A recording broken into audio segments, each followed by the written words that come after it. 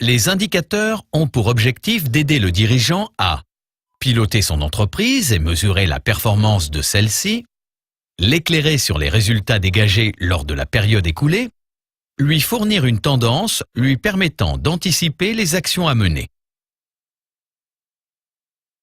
Pour que les indicateurs remplissent au mieux leur rôle, il faut sélectionner les indicateurs les plus pertinents en fonction des objectifs poursuivis, de l'activité et des besoins propres à chacun des décideurs.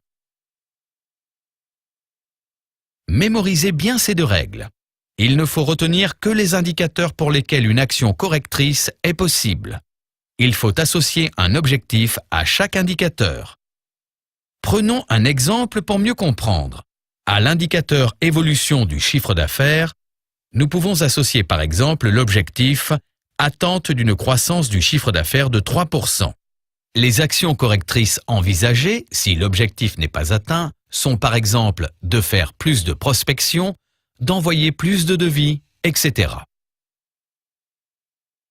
Les indicateurs peuvent être classés en 3 catégories. Les indicateurs de pilotage, les indicateurs d'éclairage et les indicateurs de tendance. On répertorie 3 types d'indicateurs de pilotage. Les indicateurs économiques, physiques et humains. L'affirmation suivante est-elle vraie ou fausse?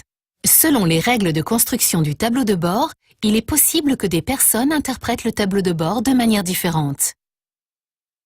Félicitations pour cette bonne réponse. En effet, le tableau de bord, de par sa clarté, se doit de garantir une compréhension identique de la part du personnel, de la hiérarchie et des autres fonctions.